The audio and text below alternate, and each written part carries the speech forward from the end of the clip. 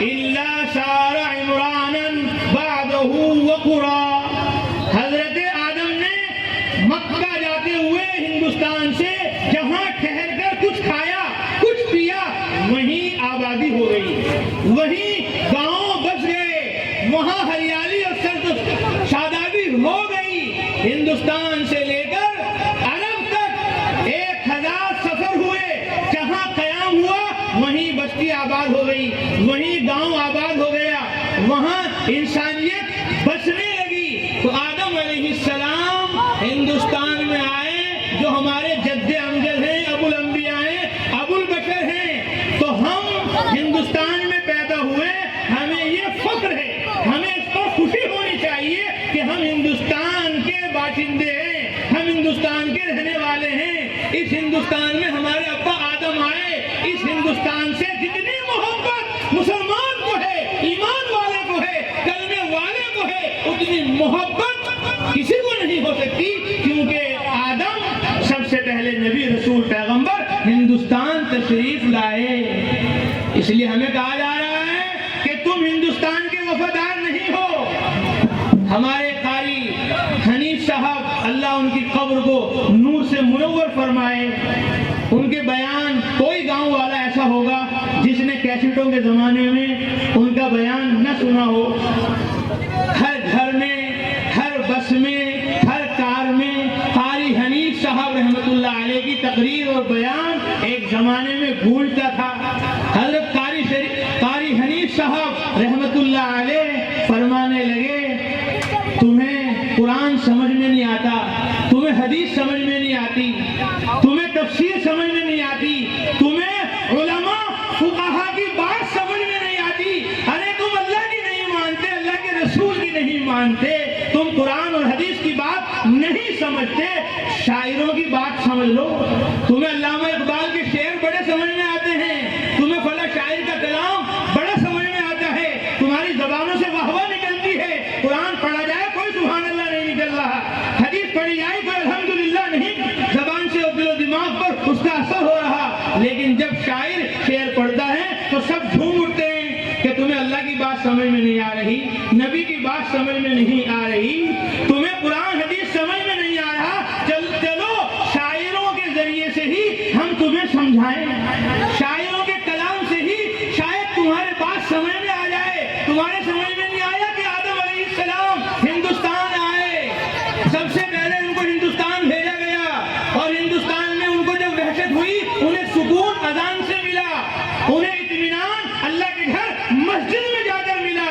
جن مسجدوں اور مدرسوں کو آج تم بیکار سمجھ رہے ہو, تمہیں مسجدیں, مدرسے, اذان, نماز, قرآن حدیث سمجھ میں نہیں آ رہی, اور تم کہہ رہے کہ آدم ہندوستان نہیں آئے. گویا یہ ملک مسلمانوں کا نہیں ہے, یہ ملک ایمان والوں کا نہیں ہے. اس ملک کے وفادار ہم ہیں اور مسلمان غدار ہیں. تمہیں سمجھ میں نہیں آ رہا قرآن اور حدیث سے, چلو شاعر کی زبان سے ہی تمہیں سمجھائیں.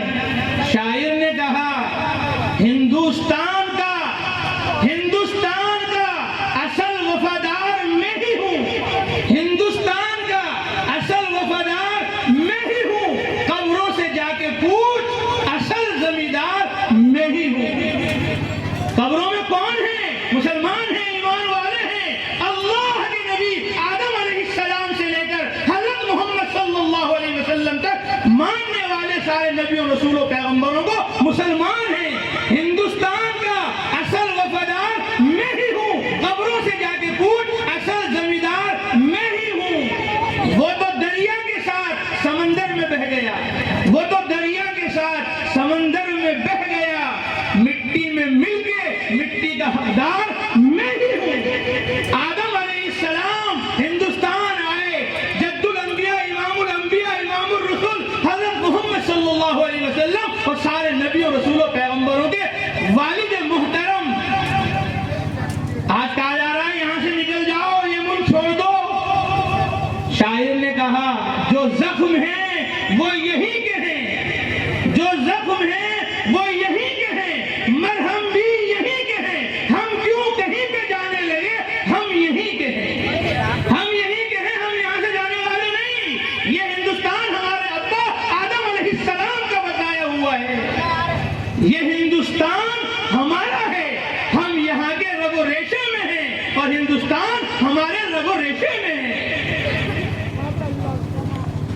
وطن سے محبت فطری چیز ہے، وطن سے محبت فطری چیز ہے، ہمیں محبت ہونی چاہیے۔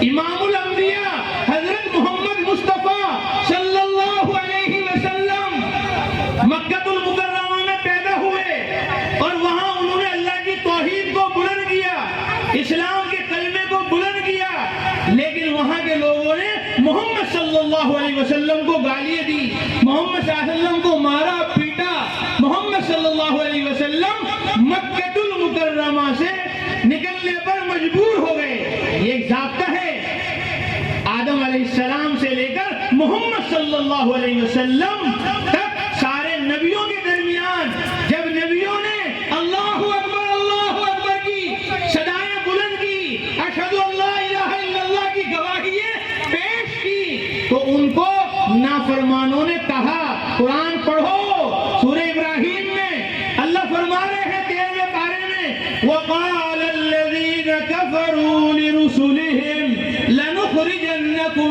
مِنْ أَرْضِنَا أَوْ لَتَعُودُنَّ فِي مِلَّتِنَا۔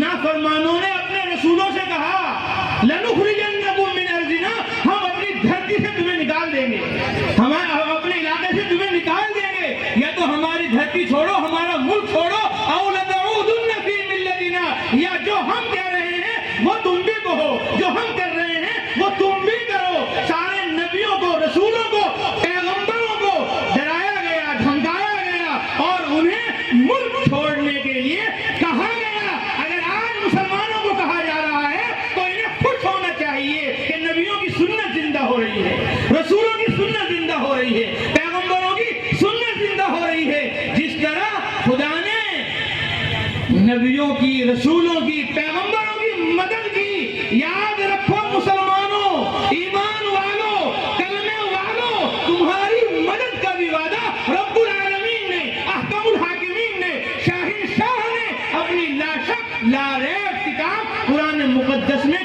کیا ہوا ہے۔ اس لیے مجھے، تمہیں، ساری دنیا کے مسلمانوں کو کبھی کسی سے کوئی ڈر، کوئی خوف نہ ہونا چاہیے۔ ڈرنا ہے اللہ سے، خوف کرنا ہے اللہ کا، ماننی ہے اللہ کی، ماننی ہے اللہ کے رسول کی، ماننی ہے قرآن و حدیث کی۔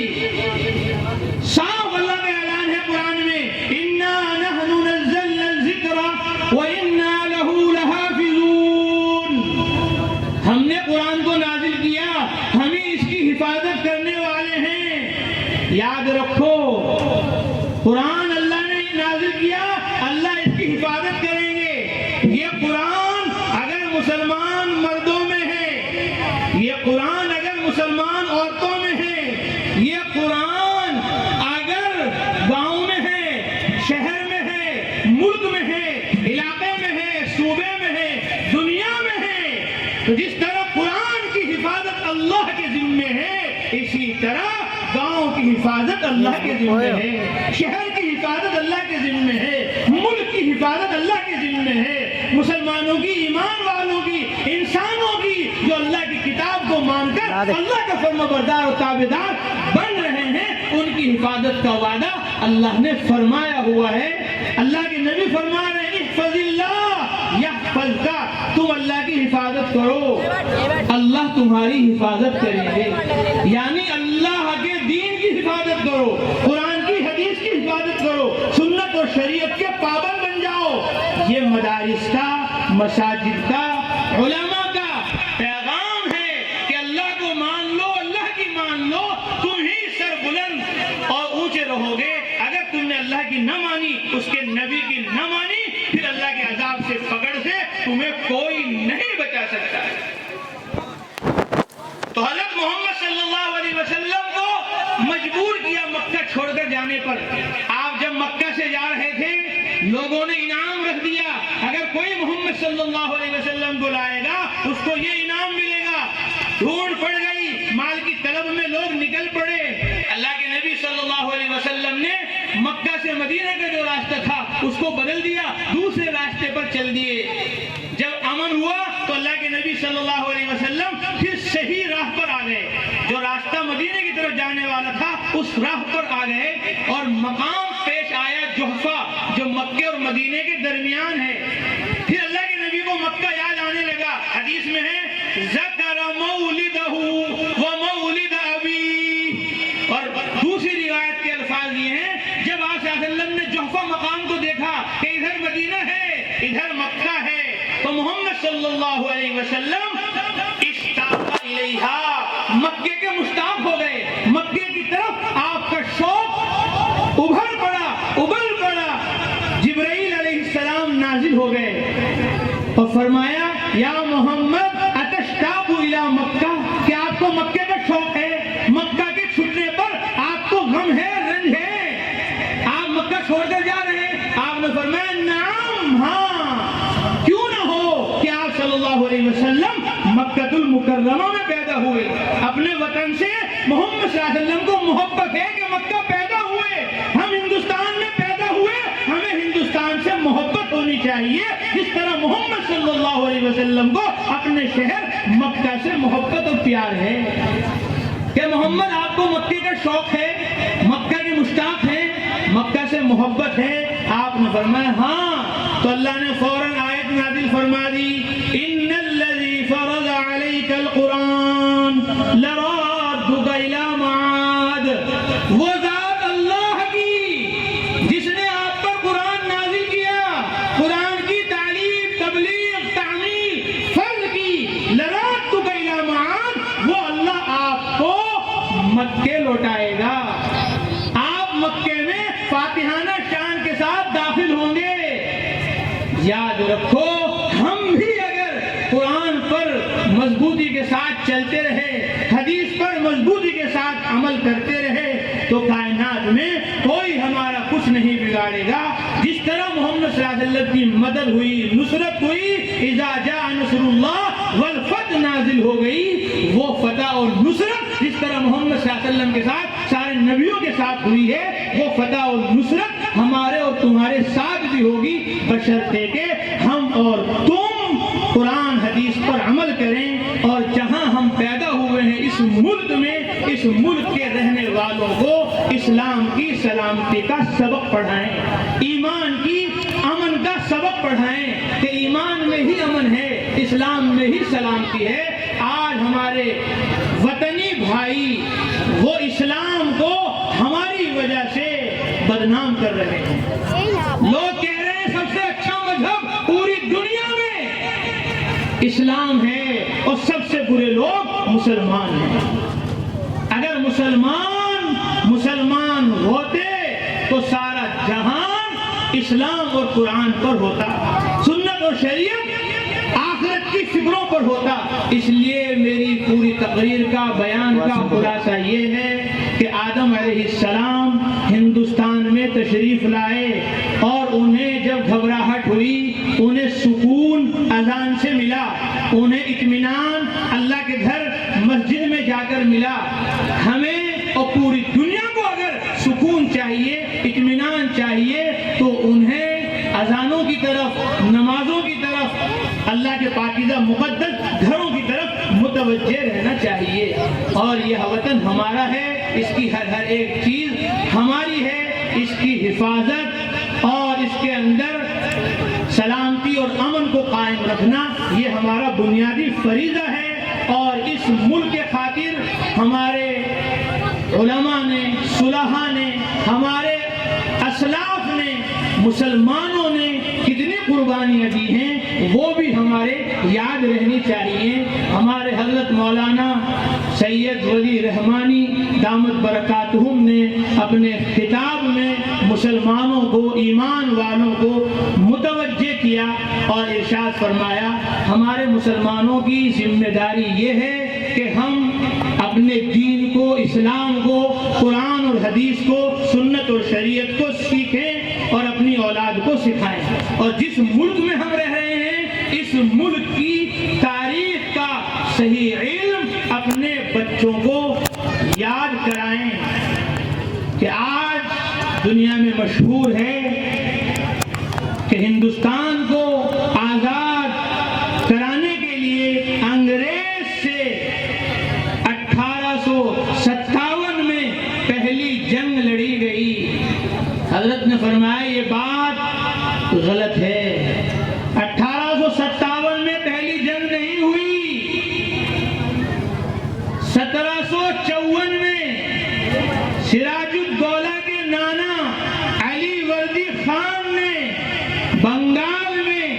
1754 میں مسلمان نے، ایمان والے نے، اللہ کو اللہ ماننے والے اور اسلام کو اپنا مذہب کہنے والے علی وردی خان نے 1754 میں انگریز کے خلاف جنگ شروع کی اور اللہ تعالیٰ نے اس کو فتح عطا فرمائی. پھر 1754 کے بعد 1757 میں جنگ ہوئی. پھر 1754 کے بعد 1757 میں اور 1762 میں، 1763 میں، 1764 میں اور پھر 1803 میں حضرت شاہ ولی اللہ محدث دہلوی رحمت اللہ علیہ کے فرزند ارجمند شاہ عبدالعزیز محدث دہلوی جو ہمارے اکابر علماء دیوبند کے استاد ہیں، انہوں نے 1803 میں انگریزوں کے خلاف جہاد کا فتویٰ دیا، جس نے مسلمانوں میں، ایمان والوں میں، کلمے والوں میں انگریز کے خلاف زبردست مخالفت کا ایک سور پھونک دیا. اور پھر ایمان والوں نے اور مسلمانوں نے مستقل قربانیاں دی اور 1834 میں علماء صادق پور جو پٹنہ بہار کا علاقہ ہے، وہاں کے مسلمان علماء صلحاء اتقیاء نے انگریز کے خلاف زبردست جنگ کی. ابھی ہم آتے ہوئے سن رہے تھے کہ جواہر لال نہرو گئے پٹنہ اور انہوں نے وہاں جا کر علماء صادق پور کی تعریف کی کہ ہندوستان کو آزاد کرانے میں ہندو، مسلم، سکھ، عیسائی جن لوگوں نے بھی قربانیاں دی، ان سب کی قربانی ایک طرف اور علماء صادق پور کی قربانی ایک طرف. یہ جنگ ہوئی 1834 میں. 1803 میں فتویٰ دیا حضرت شاہ عبدالعزیز محدث دہلوی نے. 1834 میں یہ زبردست جنگ ہوئی انگریز کے خلاف اور پھر 1857 میں جنگ ہوئی جس میں مسلمانوں کے ساتھ، ایمان والوں کے ساتھ، کلمے والوں کے ساتھ برادران وطن نے مل کر انگریز کے خلاف جنگ کی. حضرت فرما رہے تھے 3 دن جنگ ہوئی، معرکہ ہوا اور ان 3 دنوں میں جنگ شروع ہوئی کلکتہ سے، پھر میرٹھ اس کی آگ پہنچی، پھر دلی اور 3 دن تک 1857 میں جنگ ہوئی. اس میں 29,000 آدمی قبول ہوئے جن میں سے 24,000 مسلمان تھے، ایمان والے تھے، کلمے والے تھے اور 5,000 ہمارے غیر مسلم بھائی تھے. سب سے زیادہ بڑی تعداد میں جو کام آئے ملک ہندوستان کے لیے وہ 5,000. اس سے پہلے اتنی بڑی قربانی ہمارے وطنی بھائیوں نے نہیں دی تھی جتنی بڑی قربانی اس وقت میں دی. 5,000 حالانکہ مسلمان 24,000 ہیں، یہ 5,000 سب سے زیادہ تھے. اس کو انہوں نے اتنا بڑا سمجھا کہ اس کو کہہ دیا کہ سب سے پہلی جنگ 1857 میں لڑی گئی، حالانکہ سب سے پہلی جنگ 1754 میں لڑی گئی. 103 برس مسلمان ایمان والے قربانیاں دیتے رہے اور پھر 1857 میں قربانیاں دی. کتنے علماء ہمارے شاملی کے میدان میں راہ خدا میں قربانی دے رہے تھے. حضرت مولانا رشید احمد گنگوہی رحمت اللہ علیہ، حضرت مولانا قاسم نانوتوی رحمت اللہ علیہ، حافظ ضامن رحمت اللہ علیہ، حضرت مولانا محمود الحسن دیوبندی علیہ الرحمہ نے کتنی قربانیاں دی. ابھی آپ نے سنا مکالمے میں بچوں کے کہ مالٹا کی جیل میں حضرت کو ڈالا گیا اور لوہے کی سلاخیں گرم کر حضرت مولانا محمود الحسن کو کہا گیا کہ انگریزوں کے حمایت میں فتویٰ دو. فرمایا میں بلال رضی اللہ تعالیٰ عنہ کا وارث ہوں، جس بلال نے تپتی ہوئی ریت پر لیٹ کر سینے میں چٹان رہ کر حق کے کلمے کو بلند کیا ہے. محمود حسن اپنی جان دے سکتا ہے لیکن انگریز تمہاری حمایت میں کبھی فتویٰ نہیں دے سکتا.